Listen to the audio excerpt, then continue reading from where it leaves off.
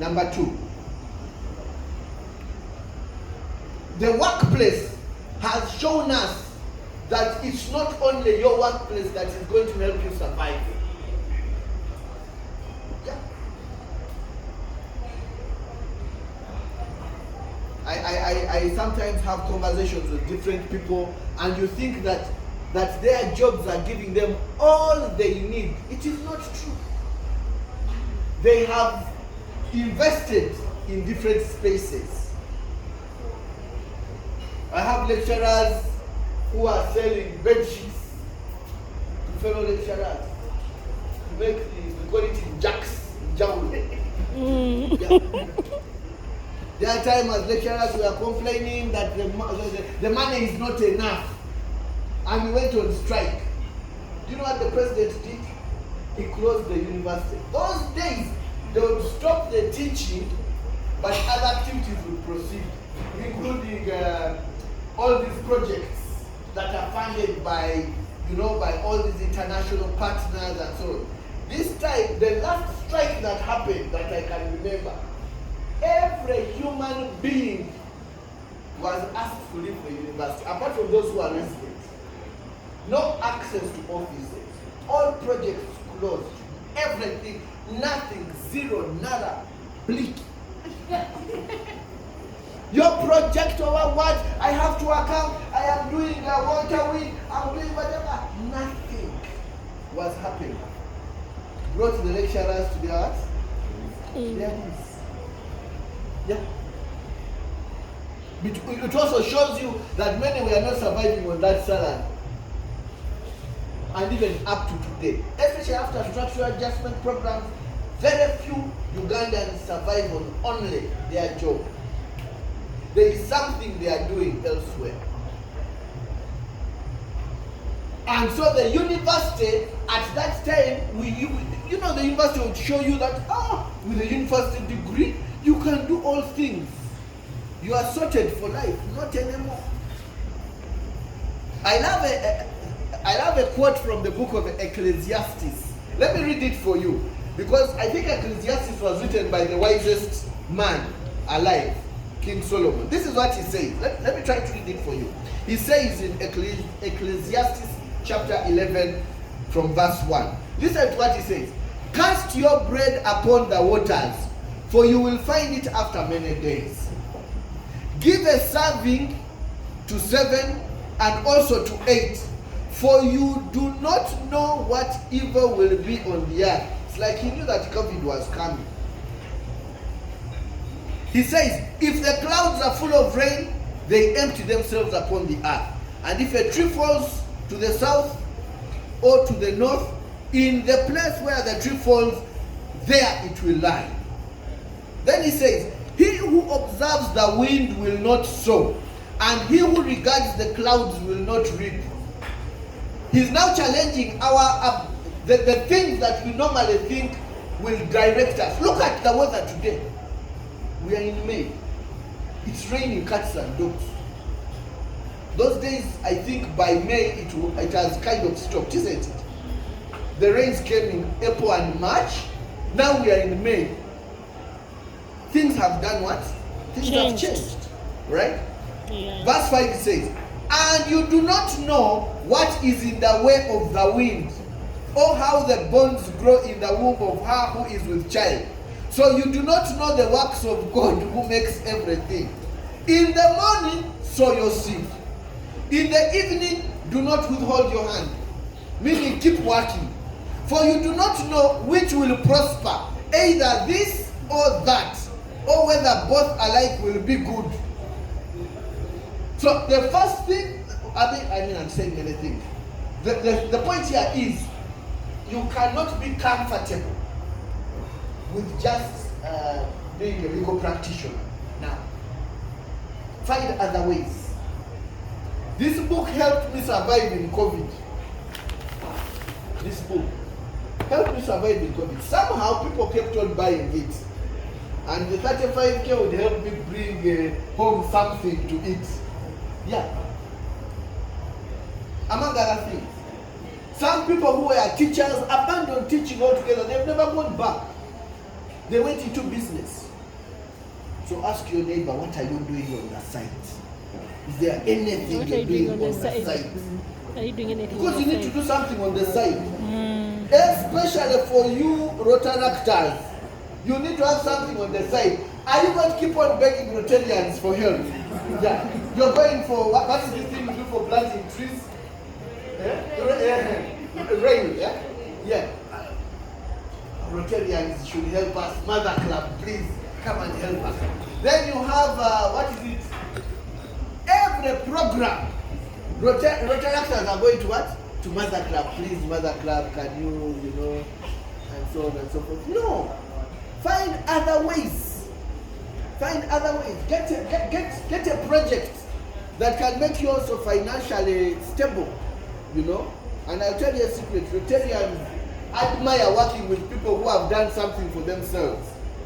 You get it? Yeah. So what can we do about it? All right. I'm about to finish, don't worry. Number 4, I talked about something called VUCA. We must expect there to always be change.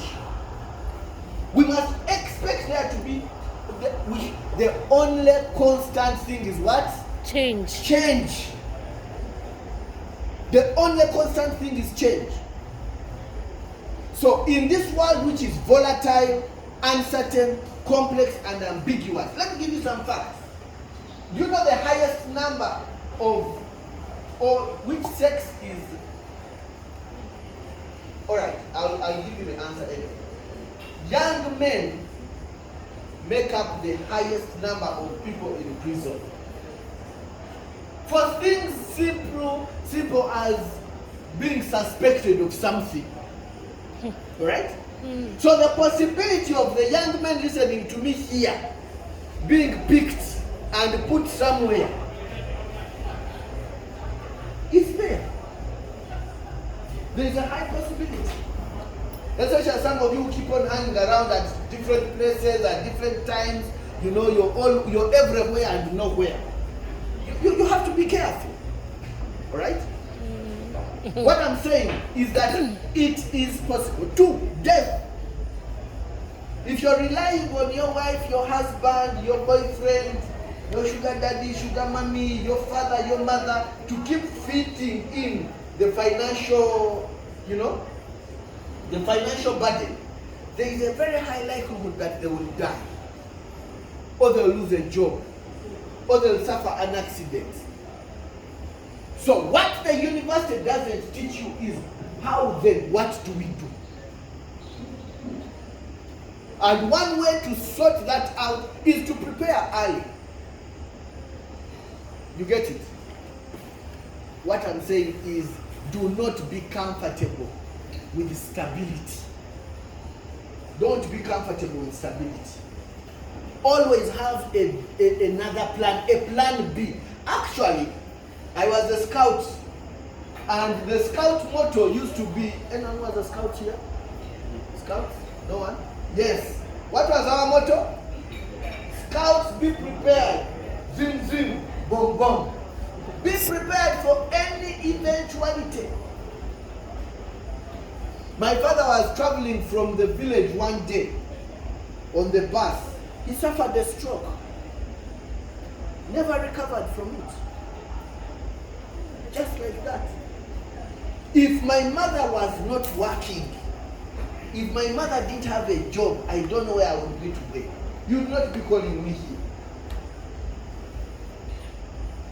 So you must always be, the world is volatile, uncertain. Uncertainty means today is unclear, tomorrow is uncertain. In fact, today I was taking a walk in the morning. As I was taking a walk in the morning, I had to be cautious. But the border can easily lock me. A train, what do you call it? These trailers could easily overturn on me. I was walking in my own country where I'm a citizen that pays taxes, but it's like I was in somewhere else. I have to be cautious.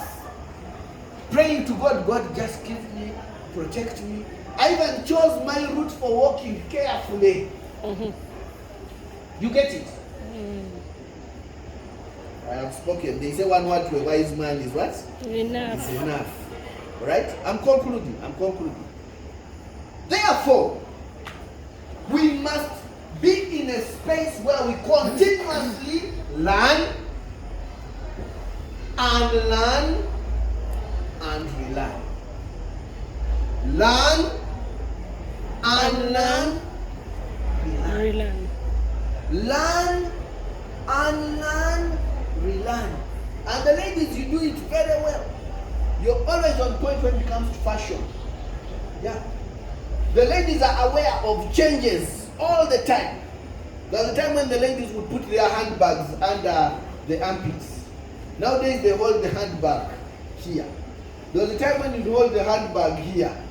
They are always attentive to detail. One time the hair used to be for combing. We used to have what my mother used to wear was wet look. Nowadays, then at some point it was Janet cuts. Now there is, I don't know what is this thing of African thing where you don't comb hair. It's called what? Afro. But I thought Afro you comb the hair. And the things of generals, leave it for. The point is we must be in a space where we are constantly unlearning certain things and relearning others. That's why, for example, Rotary has said, and correct me if I'm wrong, that a Rotaractor can also be a Rotarian. Just doesn't make sense to me, but that is the position now. Yeah.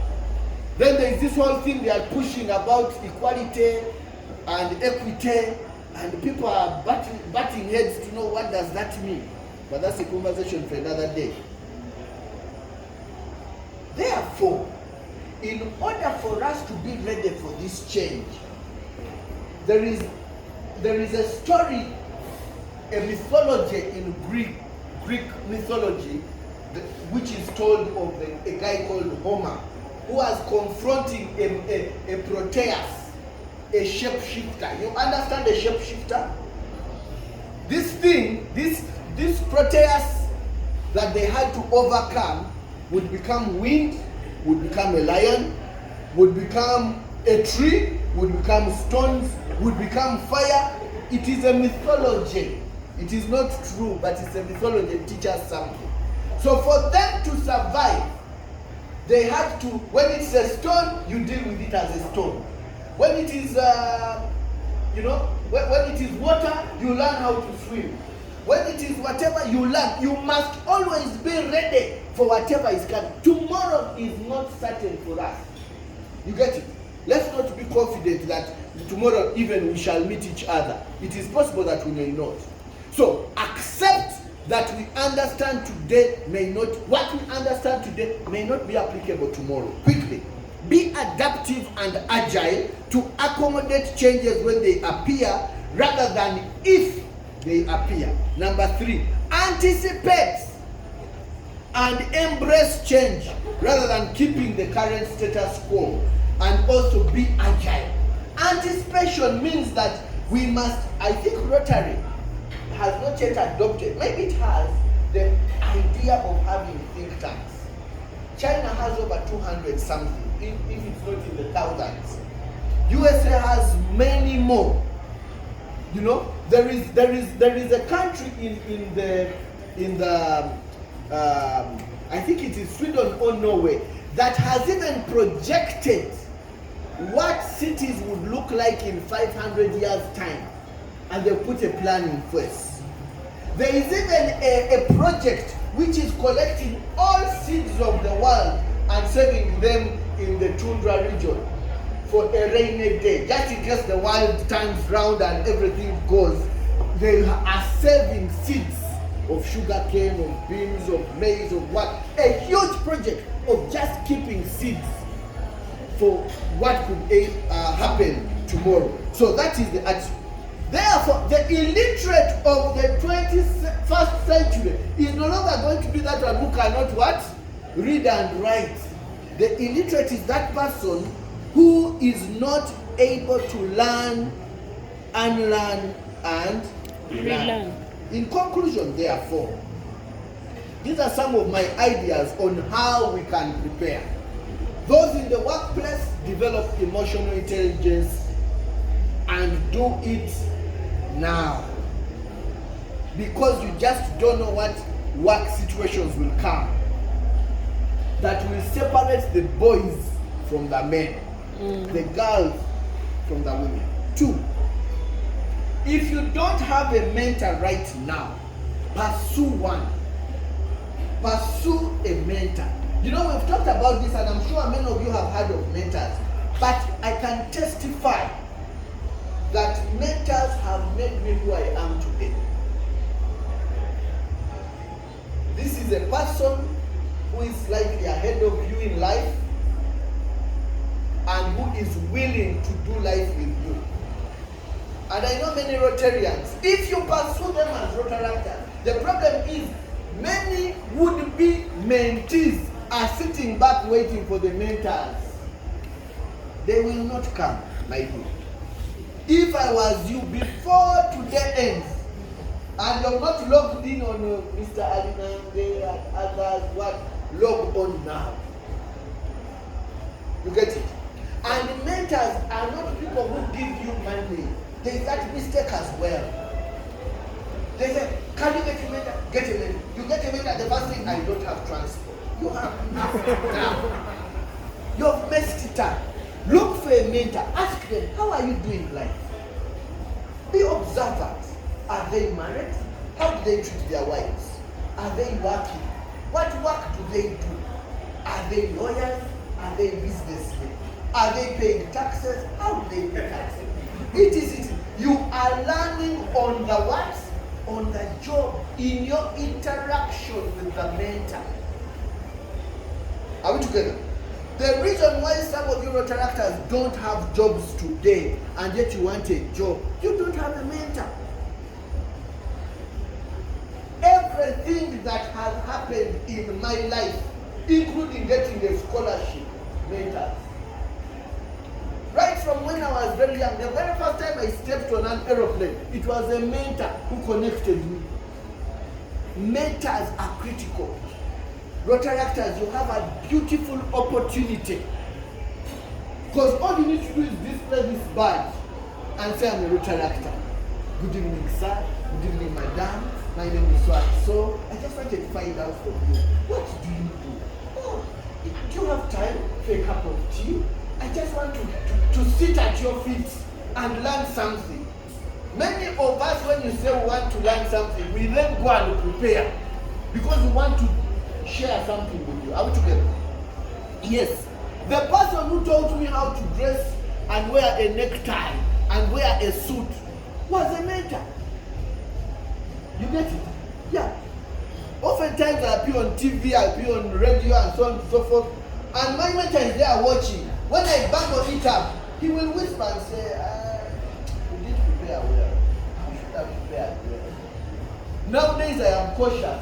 Not every invitation to media I go running. No. If I don't, I say that topic, like if you call me for taxation, I'll say, no, I have nothing useful to add.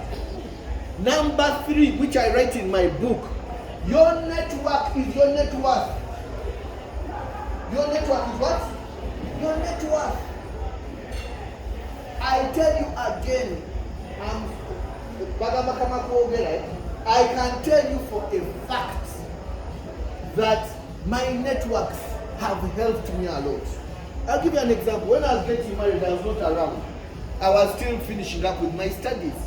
It was my networks who helped me with the preliminaries. Yeah, my networks helped with the preliminaries. When my father died, I was not around. It was my networks that helped me. Are we together? Do you have a network? Some of you just come in Rotary, you attend, you're a club member because you want to put it on your CV. Then you disappear. Yeah. You have no friend. I can tell you this thing and I tell you for true. All my stories are true. There is a lady who was going to get married. She had only one friend. One like this. Oh, what?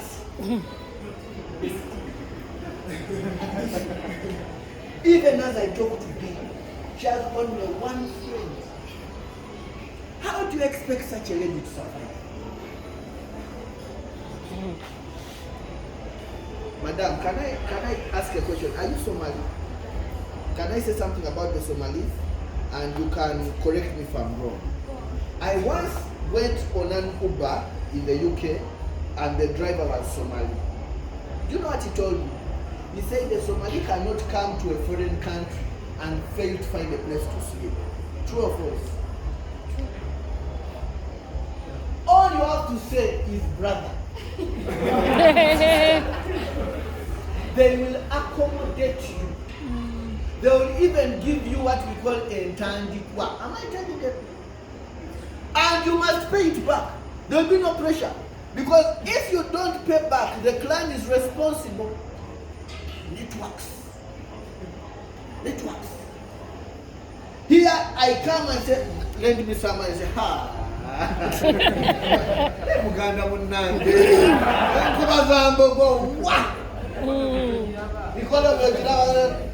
These people, I listen to his story, I hit myself like this.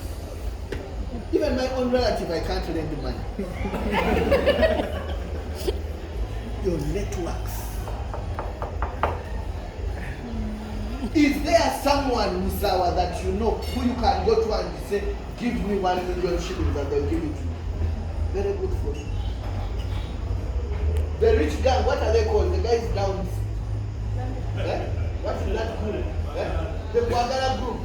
I'm told those guys have connected in a certain way. When it's someone's child getting married, the rest take care of everything. I want that for us as Rotarians.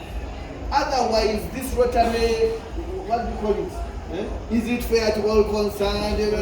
Those objectives are useless until we are able to practice them. Yeah. What networks do you have? I think I will stop here because clearly I have much more to say, but our time is fast spent. I'll mention just one last thing. The rest you will find in the book. For those of you who want to buy that, there's also that in it. One of the things the university doesn't teach you or teach us is, okay, but they don't teach us how to make the most of our abilities. They teach you medicine, go and practice. They teach you, I don't know, be a teacher. There is no one-on-one to study what are my strengths and weaknesses. So the first chapter in this book is who am I? I want to challenge you to ask yourself that question. Who are you? What is your temperament? What is your temperament?